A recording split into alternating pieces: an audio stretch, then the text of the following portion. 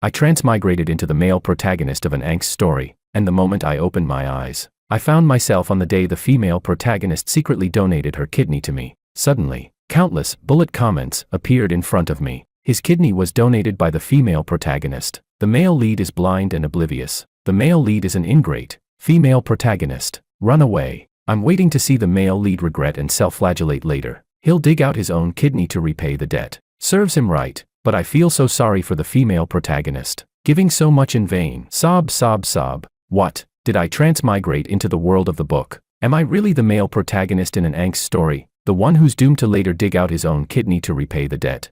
At this moment, lying on the table next to mine was the selfless, deeply moved, and completely mute female protagonist. But I'm just a passerby who transmigrated here. What does this have to do with me? Who wants to self-flagellate? Who wants to dig out their kidney? Get the hell out of here. I sat up directly from the operating table and shouted, "Stop. This surgery won't be done. And as for the kidney from the person next door, I don't want it." Chapter 1. I sat up from the operating table. The doctor trembled, almost stabbing my leg with the scalpel. The nurse's eyes were about to fall out of her head. On the operating table next to mine, the pale-faced, self-righteous master, Willow, the female protagonist, probably just had the anesthesia kicked in and was drowsily opening her eyes, looking at me in confusion, not understanding what was going on. The bullet comments went wild. What the hell? He sat up. Is he faking death on the operating table? Kidney. He doesn't want the kidney anymore. The plot's broken. The male lead is crazy. How can the misunderstanding unfold without a kidney transplant? How can they mentally torture the male lead? Where's my satisfaction? It was so noisy. With colorful words floating in front of me, the doctor finally snapped back to his senses and said, "Mr. Wong, what are you doing? Lie down. The surgery just started." His tone sounded like he was coaxing a crazy person. I ripped off the messy wires from my body. My movements were a bit forceful, nearly knocking over the monitor. I said, "I'm not doing it." My voice was hoarse, and the air in the operating room was dry. The doctor raised his voice an octave. "No transplant. Mr. Wong, your kidney function is in late-stage failure. If you don't get the transplant, you'll die. The matched kidney is in the room next door." He pointed to the room next door, shaking his hand in frustration. The bullet comments immediately went wild again. Yes. Tell him. It's the female protagonist's kidney. Let the plot unfold. Stupid male lead. Wait to regret. Heh. I sneered and looked at the doctor, asking, "The kidney from next door?" The doctor nodded vigorously, his face filled with relief, as if saying, "You've finally come to your senses." I slowly spoke, addressing the doctor in the buzzing bullet comments. "I don't want her kidney. Whoever wants it, go ahead. As for whether I'll die," I flipped off the sterile sheet, rolled off the operating table, my movements slightly unsteady, but I stood firm. "None of your business." The operating room went silent. The doctor was stunned, and the nurse was frozen. The bullet comments went completely crazy. What's the male lead doing? My mind is full of question marks right now. He doesn't want it. He doesn't want it. Who the hell does he think he is to not want it? The female protagonist secretly donated her kidney to him. How can he not want it? The male lead is rejecting it like this. What the hell is going to happen with the plot now? So noisy. I furrowed my brows and rubbed my dizzy head. This messed up body of the original host was deeply poisoned and so weak. But this kidney, I absolutely won't take it. Taking it would be like signing a contract to sell myself. Endless misunderstandings, torture, self-flagellation, kidney digging. Just thinking about it makes me sick. Why should I? Just because she's the female protagonist? Just because she's self-sacrificial and moved by herself? Just because she faked an affair and waited to die without saying a word? What kind of nonsensical logic is that? It's her choice to donate, but why should I follow the script, grateful and in misery? The doctor finally regained his voice. "Mr. Wong, you're joking with your life. Without this kidney," I interrupted him calmly, "then find another one. Find a kidney bank. Buy. Wait, there's always a way. Much better than taking a kidney that comes with an invisible contract that says you must love and chase me, and then dig out your kidney to repay me." The bullet comments were on fire again. "Paying?" He said, "Paying to find another one. What about the female protagonist's feelings? Is he throwing her to the dogs? Scumbag. Cold-blooded. No humanity. How can he live without the female protagonist's kidney? He's waiting to die." I couldn't be bothered to look at those noisy comments. Holding onto the cold metal equipment table, I walked step by step toward the door. My legs were weak, but my steps were steady. My goal was clear: get away from this place of trouble and stay as far away from the deeply affectionate female protagonist next door as possible. The door was blocked by nurses and assistants who had rushed in after hearing the news. The looks they gave me were like I was an alien monster. I stopped and gave them a glance. Move. My voice wasn't loud, but it was effective. The crowd instinctively parted to make a path. I walked out without looking back. As for the future? Oh, the original host was a CEO. Very rich. So I'd spend money to extend my life. I'd buy the best medical team. Use all resources to find a kidney. Even if I couldn't find one, that would still be my life. Much better than being tied to a self-righteous female protagonist, acting out a ridiculous, torturous love story, and ending up digging my own kidney to repay a debt. Just thinking about it makes me disgusted. Let her torture whoever she wants. I'm not playing along. I don't want this kidney. Let someone else be the male lead of this angst story. I'm so done with it. Bullet comments. Let them spew all they want. I don't care. Now, I'll just find a place to lie down for a while. This damn body is really weak. Chapter 2. I didn't want to stay even 1 second longer in that damn hospital. My assistant and bodyguard looked at me like they had seen a ghost. But money and the boss's identity were overwhelming. I gave the order, one thing only, find a matching kidney source globally, as fast as possible. With the highest standards, money is not an issue. Efficiency was indeed high. Being the CEO has its perks. Less than a day later, the news arrived. A top-tier medical center abroad had a highly compatible anonymous donor. An immediate private jet was arranged to bring it back, with the best medical team accompanying for protection. The surgery schedule was tight. Who wants to wait to die? Who wants to join the self-sacrificing female lead in her tragic drama?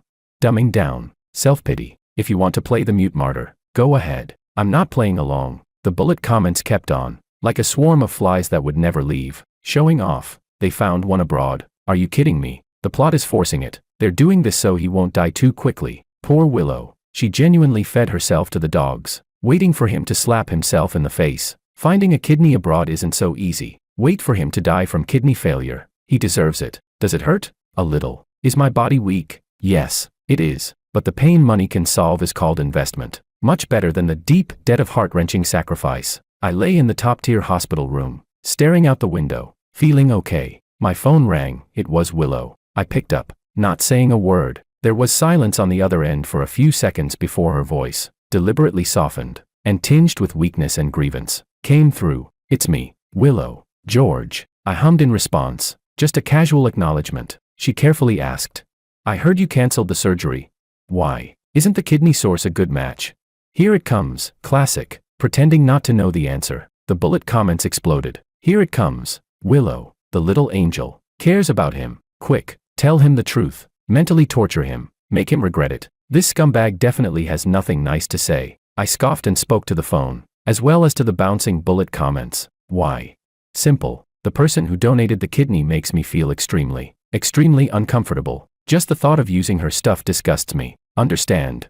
Silence on the other end of the phone. I could almost imagine her pretending to be strong, face freezing in shock. The bullet comments paused for a moment. What? Disgusted. He's disgusted by Willow. Who does he think he is? Oh my God. Willow must be so heartbroken. Sure enough, Willow's voice had a faint tremor, and there was a trace of disbelief. George, how could you say that? The donor. She really wanted to help you. I interrupted her without hesitation. Really?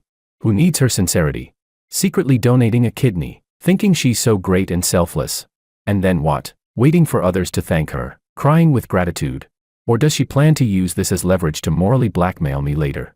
That kind of sincerity with an invisible price tag. I can't stand it. It just makes me sick. So, her kidney, keep it far away from me. I don't want it. On the other end of the phone, there was only heavy breathing. She was probably very angry, but didn't dare to explode. The bullet comments completely exploded. What a heartless bastard. Moral blackmail. He actually said Willow was morally blackmailing. Willow's heartfelt sincerity crushed underfoot. Scumbag. Go die. Does he know something? Impossible. If he knew, how could he be so ruthless? Is he even human? Cold-blooded animal. He deserves to die of illness. I couldn't be bothered with the silence on the other end or the curses in the comments. I asked her, is there anything else?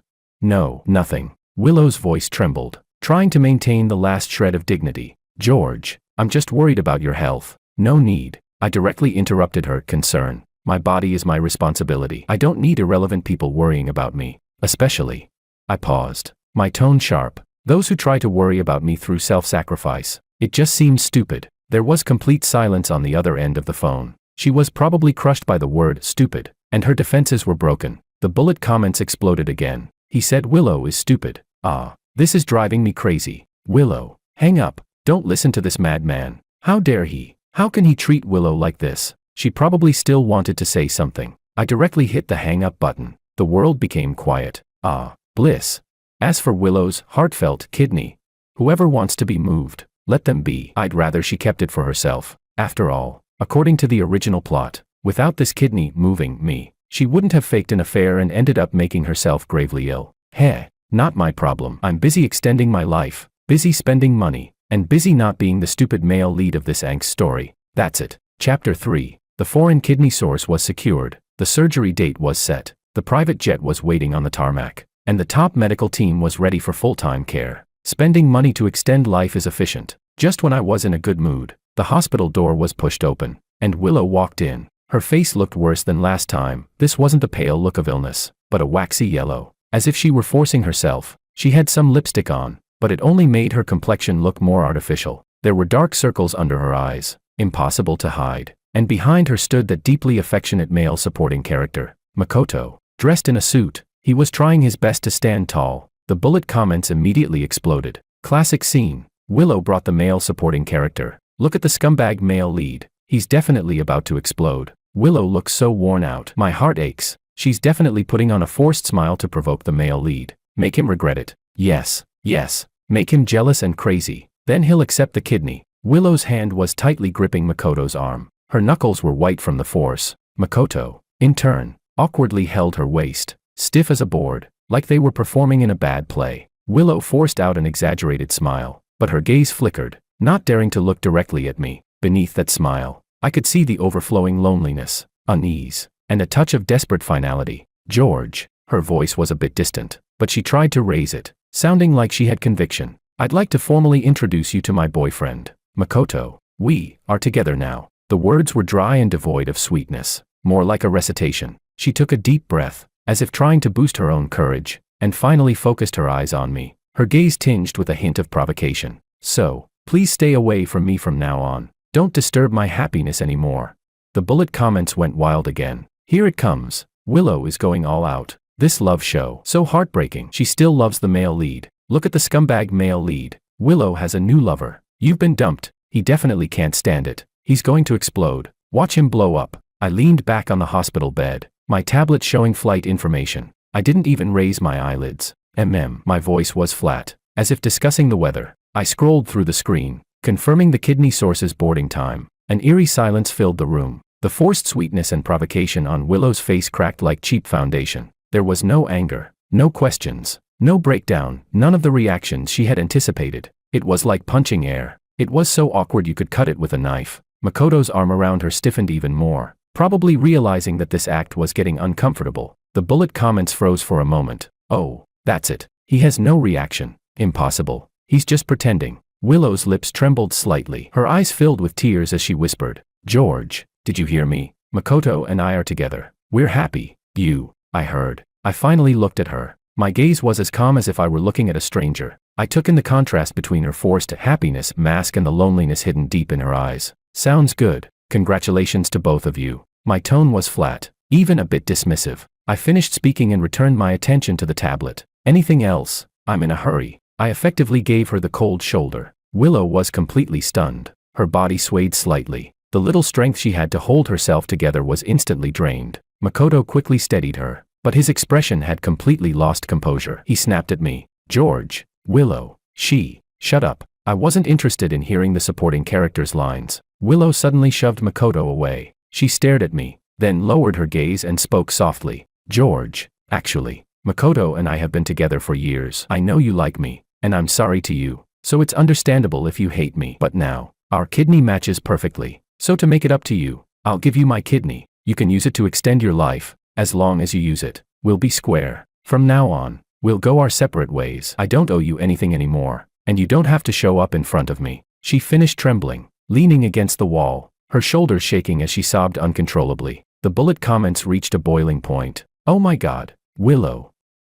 She's putting on this show to make the male lead use her kidney. She hasn't let go at all. She just wants to force the male lead to accept her this way. Too heartbreaking. Willow is too foolish. Scumbag, agree to it. She's doing all this for you. Yes. Take the kidney, then torture him in the fire pit later. The room was filled with her stifled sobs. Everyone, including the bullet comments, was waiting for my response, waiting for me to reluctantly accept the kidney, full of twisted love, thinking this was the return to the angst script. I set my tablet down, looking at Willow, whose image of happiness had completely fallen apart, watching her self-directed, self-acted farce with more holes than Swiss cheese. Willow. My voice wasn't loud, but it clearly drowned out her crying. Chapter 4. Are you done acting? You're crying and throwing a tantrum, dragging along a fake boyfriend to show off your love. I pointed at Makoto, awkwardly standing to the side, just to anger me, to make me hate you, so it'll be natural for me to accept your kidney.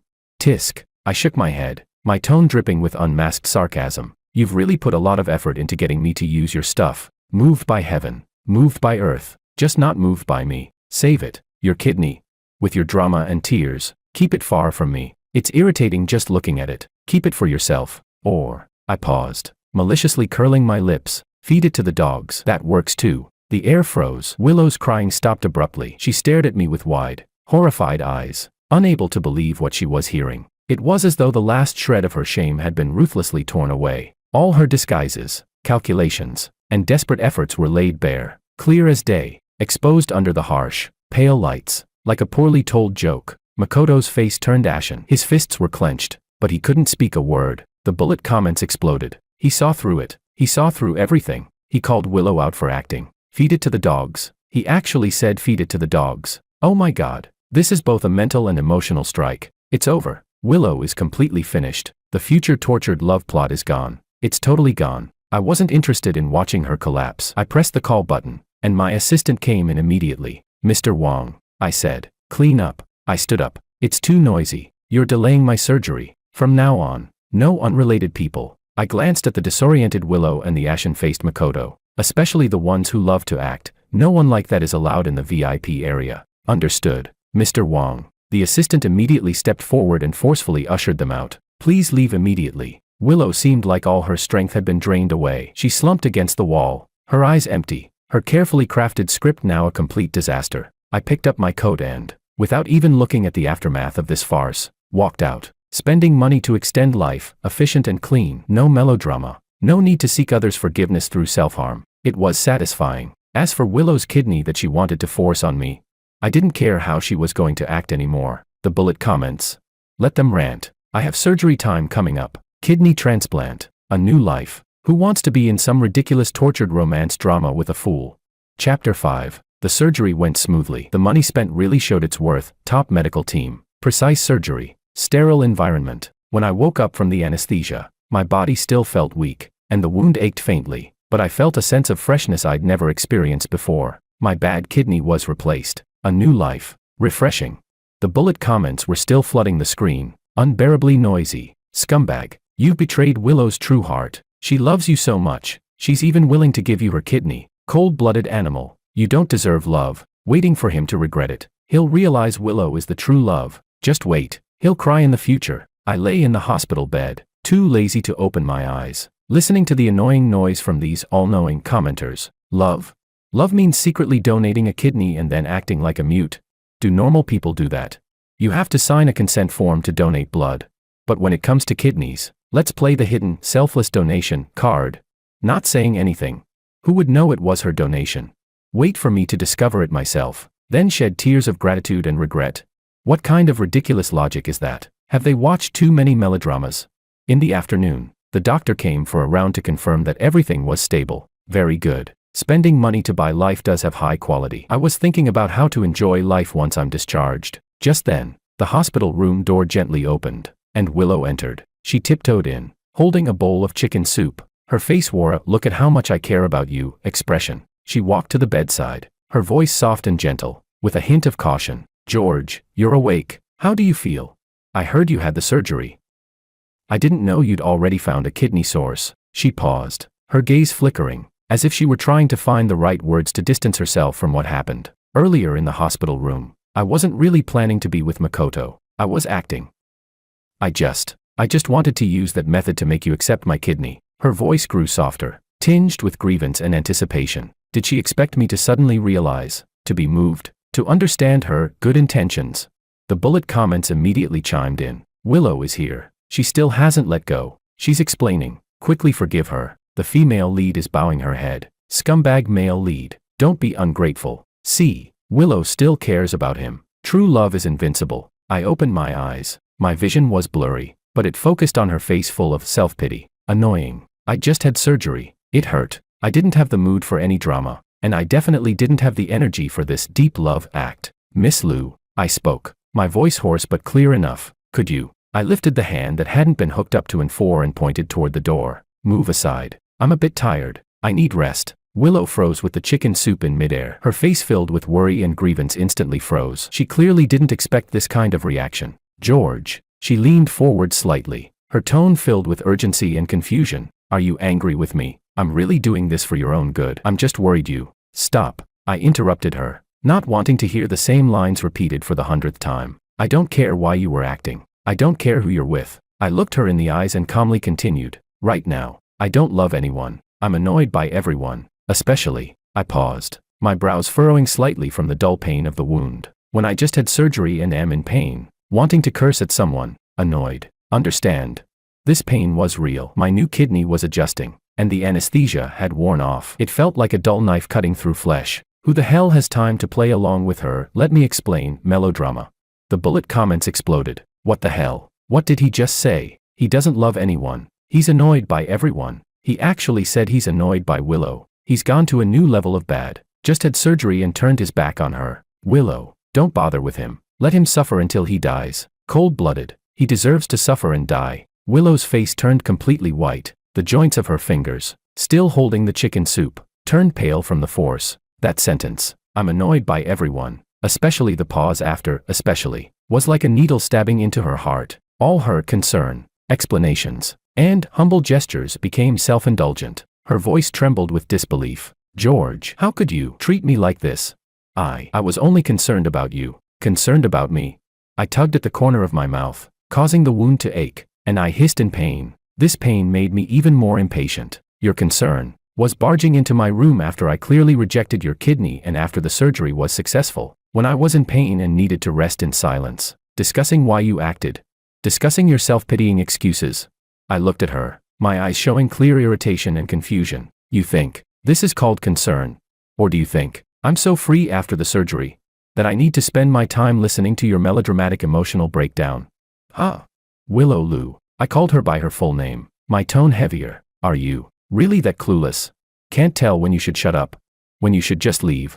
The room was dead silent, only the rhythmic ticking of the monitor and my slightly labored breathing from the pain. Willow's chicken soup fell to the floor with a loud clunk, spilling over the expensive carpet. She froze, as if struck by an iceberg, her face draining of all color. Her lips trembled as tears silently welled up and spilled. This time, it wasn't acting. It was complete humiliation. Crushed under the weight of helplessness, her carefully prepared explanations and concern were shredded to pieces, and she was insulted with clueless and should go away. The bullet comments froze briefly. He called Willow clueless. He told her to go away. He's this sharp-tongued right after surgery. Oh my God, this isn't just scum. He's a devil. Right. Willow, just leave. Don't deal with this madman. Nurse. I couldn't be bothered to look at her broken expression. I pressed the button, my tone irritable and unmistakable. Please clear the room. Someone is disturbing my rest. It's too noisy. My wound hurts. The nurse quickly entered, saw the spilled soup and Willow's tear-streaked face, and immediately understood. This young lady, the patient just had surgery and needs rest. Could you please leave now? The nurse was polite but firm. Willow was like a marionette, half supported, half guided out of the room. Before the door closed, I could still hear her muffled sobs and the frantic spam of bullet comments. Poor Willow. Scumbag. He deserves to die. He should be alone for the rest of his life. Just wait. Without the female lead, he'll regret it sooner or later. Angst male lead without the female lead is nothing. Let's see how long he can be arrogant. The room finally fell silent. Just me and the ticking of the monitor. The sharp pain in my abdomen pulsing with every breath. I took a deep breath and closed my eyes. It hurt like hell, but it was finally quiet. Spending money to extend my life. No melodrama. No female lead. No tragic ending. As for those comments calling me a scumbag and cold-blooded, let them say what they want. Right now, I'm in pain and just want to sleep. Who wants to play along with a fool and a bunch of troublemaking commenters in some sad love drama? Where's the pain pump? Nurse. Increase the dosage. Chapter 6. It had been quiet for 3 days. The pain from my wound had subsided significantly. and I could get out of bed and move around a little. The top-tier care I paid for was definitely worth it. The female lead hadn't come by in these past few days, probably hiding in some corner. Heartbroken. The bullet comments had quieted down a bit too. I guess I either scared them off or they were waiting to make a bigger move. Whatever. I leaned against the headboard, thinking about what I'd do after discharge. Buy an island. Buy a football team. The original host had plenty of money to burn. Just as I was lost in thought, the door to my hospital room was knocked on, the reluctant rhythm unmistakable. My assistant poked his head in. Mr. Wong, Mr. Makoto would like to see you. Makoto? That overly sentimental male supporting character they dragged in as a tool. What was he doing here again?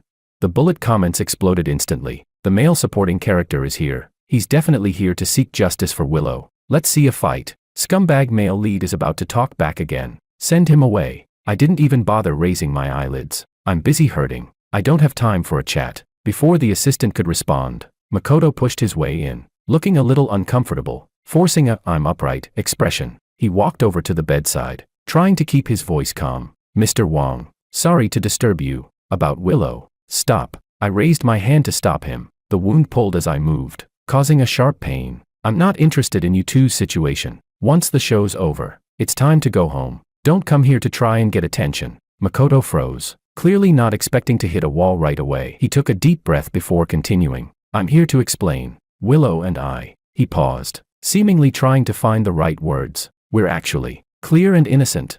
I finished his sentence for him. I looked at him. This guy was supposed to be a good person in the original story, sentimental and polite, but he couldn't even speak properly. He had to wait until the female lead was nearly dying to finally say, I love you. Purely pathetic. Right.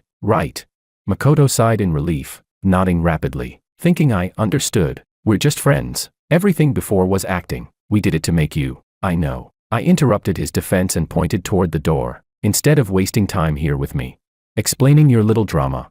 Why don't you? I stared at him, my gaze filled with pity as if he were a fool. Go directly to Willow, while her brain still works, before she does something to herself that lands her in the ICU. Get those words you've been holding back for years out. Go tell her you love her. Makoto's face turned a mix of red and white, like someone had just stripped him naked in public. He stammered, I didn't. How could I love her? At that moment, all his so-called sacrifices, protection, silent dedication, and love were torn apart with a few words, leaving only coward and tongue-tied plastered on his forehead. He made a strangled sound in his throat, like a goose whose neck had been grabbed, but couldn't say a word. The bullet comments went into a frenzy. He's telling the male supporting character to confess. Is he out of his mind? The male lead is pushing the female lead and male supporting character together. The plot is falling apart. It's like no one recognizes this anymore. Willow can only love the male lead. What kind of cult behavior is this? No, I refuse. This candy is poisoned. Is there anything else? My patience was running thin, the wound still faintly aching. No. I don't love her. Don't misunderstand. Makoto was disoriented, his worldview shattered, like a balloon deflating. He turned and floated out of the room, leaving the place completely quiet again. The bullet comments were still wailing. No, the male supporting character can't confess. Willow belongs to the male lead. What happened to the angst rules? Are they all thrown away now? This male lead is poison. Pure poison. Heh, rules.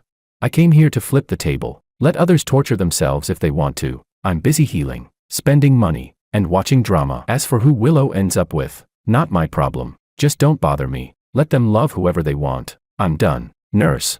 Pain pump. Chapter 7. The day I was discharged from the hospital, my subordinates at the company threw me a celebration. The private room was filled with smoke and haze, full of sycophantic smiles and insincere Wong, the boss, must have great fortune after surviving such a disaster. I barely touched the food, and I didn't drink a drop of alcohol. My kidney, which had been replaced less than 2 months ago, felt a dull discomfort. I was just thinking about how to leave early when a loud bang echoed from the next room, like something heavy had hit the wall, followed by a woman's shrill cries, mixed with a man's crude curses. Damn, are you asking for trouble? President Kim, please. That voice. It was so familiar that my temples throbbed. Before I could frown, the door to our private room was slammed open. Willow tumbled in. Her hair was a mess. The carefully styled curls had clearly been ruffled. 2 buttons from her suit jacket had popped off, and the silk shirt beneath had a jagged tear at the collar, exposing a hint of her collarbone. One side of her cheek was marked with a clear slap print, which was quickly swelling. One of her high heels was missing, and her stockings had torn. She was a mess. in every possible way. Her face was covered in tears, and her eyes scanned the room, quickly locking onto me. It was like she had found a lifeline, and she staggered toward me, trembling cold hands gripping my suit sleeve tightly. She was gasping for air, her words barely coherent. George, save me. That person, he. She was breathing heavily, unable to finish her sentence. Just then, a middle-aged fat man with a balding head, his face oily and reeking of alcohol, stormed to the door. His tie was crooked, and he pointed at Willow, cursing loudly.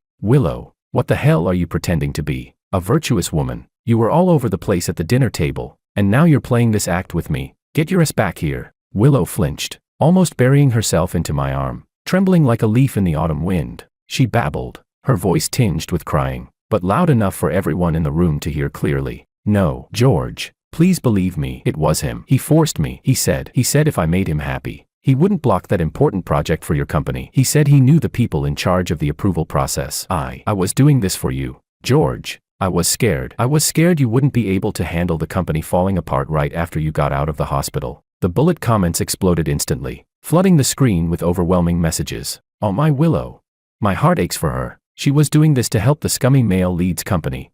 Ugh. She's been bullied again. The female lead is too pitiful.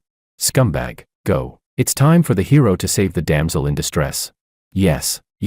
Punch that greasy guy's face, and feel sorry for Willow. The female lead sacrificed too much. Scumbag. You better be moved. The balding fat man was still shouting at the door. Bullshit. You slut. You seduced me yourself. Stop pretending to do it for someone else. Wang. Ha. Does Wang know how hard you're working for him? His lewd gaze swept over to me with a hint of provocation. Everyone's eyes in the room were on me. The company's executives held their breath, afraid to make a sound, eagerly waiting for the drama to unfold. Willow clung to me, her eyes silently screaming, "Look at how much I've sacrificed for you. Feel sorry for me." I lowered my head, glanced at her hand clutching my sleeve, her nail polish chipped, then I raised my eyes, my gaze coldly locking onto the fat man at the door, still spewing insults. "Are you done?" I spoke, my voice soft, but it felt like an ice cube had fallen into a boiling pot, causing the temperature in the room to plummet. Both Willow and the fat man froze for a moment. I didn't pull away from Willow's hand, nor did I look at her. I took out my phone, dialed, and switched it to speakerphone. Beep, beep. The busy signal sounded sharply in the dead silence. When the call was connected, the efficient voice of the legal department director came through. "Wang, is that you? Listen." I spoke at a steady pace, with no change in tone. "Find out which company and which President Kim had business dealings with us today. Focus on investigating who, either actively or passively, arranged for the alcohol-serving staff. Especially investigate this person." My eyes swept over to the drunken, red-faced fat man at the door, and check if they ever suggested or implied that serving drinks or any form of improper services were exchanged for facilitating our access to the project or smoothing out relationships. Look into any possible commercial bribery. Investigate thoroughly, including all phone records, emails, intermediaries, leave nothing out. If it's verified, call the police and press charges. There was a brief pause on the other end, and then the response came swiftly. Understood, Wang. We'll immediately begin the investigation and secure the evidence. We'll also contact the company to verify. I hung up. The entire private room was deathly silent. Everyone was stunned. Willow loosened her grip on my sleeve. The shattered expression of hurt on her face froze and turned into a deeper sense of confusion. The fat man at the door seemed to have sobered up a bit. Oily sweat dripped down his greasy cheeks as he shouted with an aggressive tone. "You, what the hell are you spouting? Who's bribing anyone? Who forced her to serve drinks? She did it herself." I couldn't be bothered to listen to his rambling. I picked up my phone again, this time dialing 110, with the speakerphone still on. "Hello, is this 110? I'd like to report an incident at Yinxiao Club, a private room. There's a case of suspected forced sexual assault. The victim is here at the scene, disheveled, with obvious injuries. The suspect is also here, preventing the victim from leaving and continuing to verbally abuse her. Please dispatch officers immediately." My voice was clear and calm, as if I were describing a completely unrelated business matter. The report was methodical, with every key point covered. Damn it. The fat man's face drained of color, his finger shaking as he pointed at me. You're slandering me, George, you son of a." The bullet comments went wild. What? He called the police? Is he calling the police to arrest that guy? Shouldn't he be comforting Willow first? Commercial bribery, forced sexual assault, what's going on here? Wrong focus. Scumbag, Willow did it for you. He's investigating the company first. What about Willow?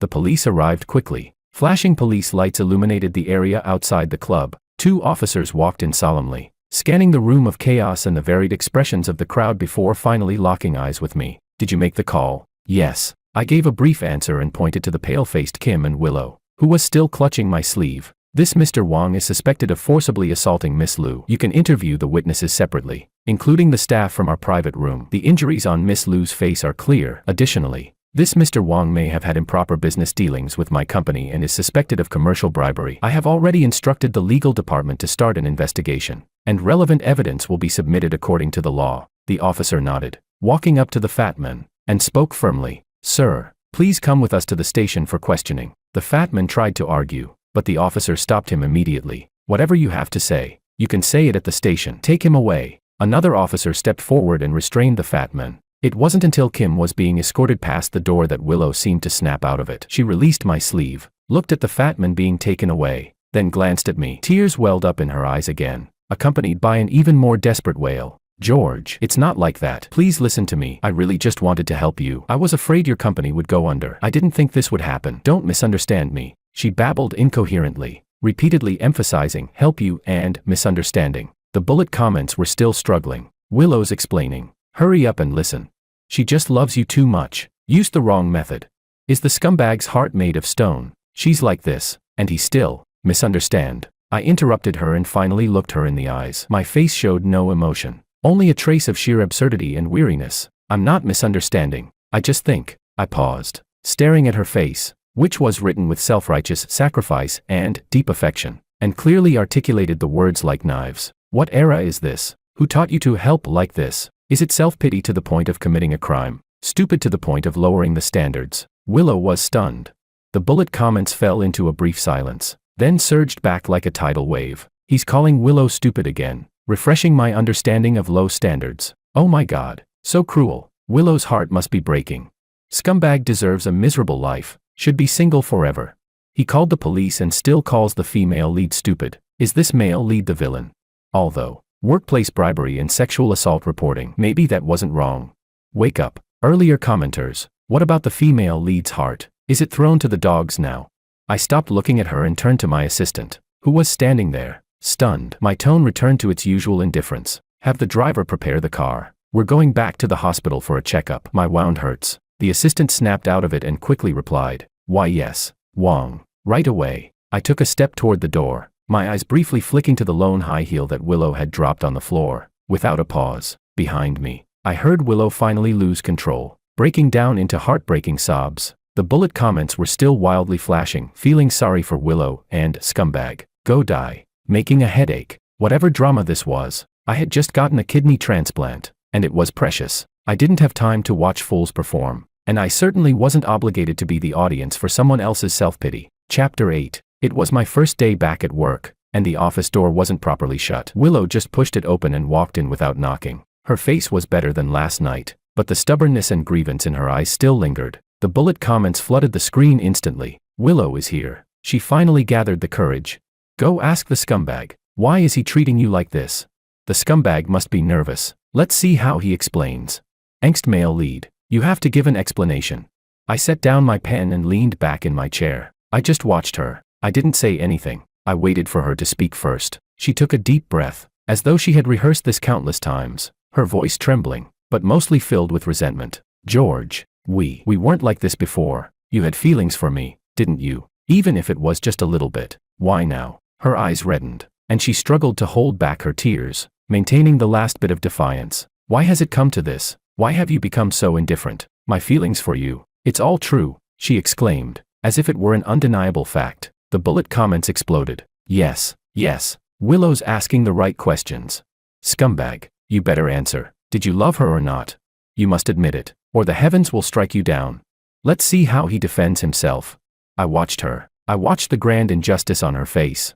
I gave everything but you betrayed me look. I watched the hidden hope deep in her eyes. A secret longing of, you better admit you still love me. Here it comes again, never ending. I leaned forward, resting my elbows on the desk, and interlaced my fingers. It was time to end this farce. Time for the truth. Willow. My tone was flat, like I was analyzing a financial report. You're right. Her eyes brightened just a little. Between us, there may have been some hormone-driven attraction in the past. I leaned back in my chair, pulling at the corners of my mouth. But attraction, like a cold, comes quickly. It goes just as fast. Your so-called heart, your so-called sacrifice. I looked at her, my gaze sharp, like a scalpel cutting through her carefully wrapped, deep affection. Sneaking around, donating a kidney, thinking you're so great and selfless, and then keeping it all to yourself, waiting for me to find out, cry, and regret, putting on a fake boyfriend act in front of me, force me to accept your kidney, and then messing it all up, getting bullied by a sleazy guy, and calling it for me.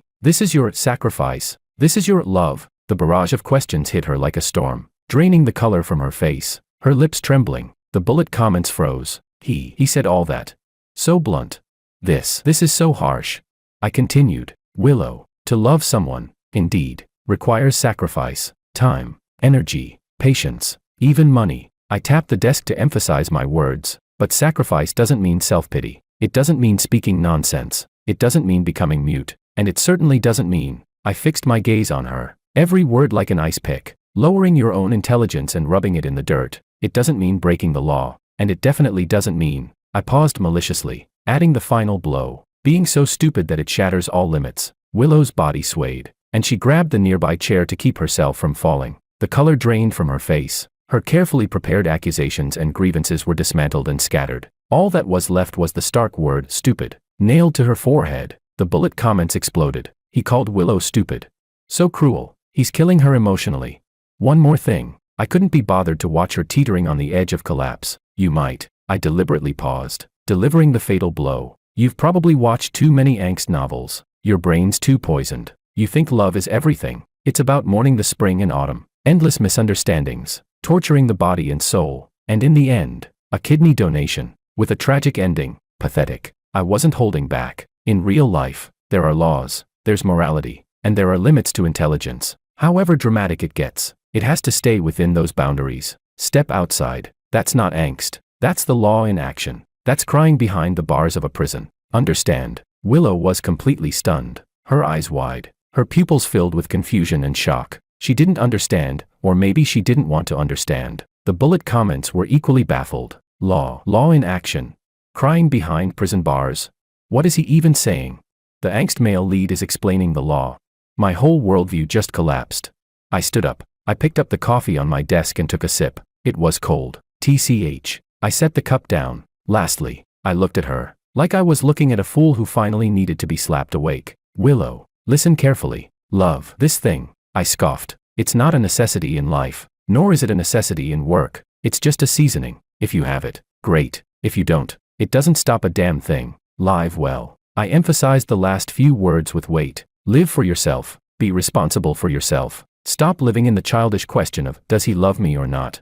It's useless. It's a waste of life. As for things like your family, or the family you'll have, I waved my hand. That's a bigger responsibility. You need to be clear-headed, healthy, and emotionally stable to handle that. To take it on. Not. I scanned her up and down, the disdain in my eyes clear as day, then said, like right now, making yourself into someone who's neither human nor ghost, immersed in self-pity and melodrama, waiting for someone to come rescue you, or torturing others to prove something about yourself. That's so low, so stupid. I was done. The office was silent, with Willow standing there like a puppet struck by lightning, staring blankly, her expression frozen in place, the last remnants of emotion drained from her face. The world she had carefully constructed, revolving around love and being loved, under my barrage of harsh words, full of reality and cold logic, crumbled. It collapsed with a thud, not even a trace left. The bullet comments froze. My worldview seems to have collapsed along with the male lead's words. Who am I? Where am I? What am I watching? Angst. What happened to it? The male lead, what he said, seems to make sense. The sky is falling. The earth is cracking. The end of angst. Willow seems dumbfounded. Was she insulted into being dumb, or was she awakened by reality? I don't know. I'm dumbfounded too. This male lead, he's not an angst male lead at all. He's the one here to destroy the trope. He's the angst terminator.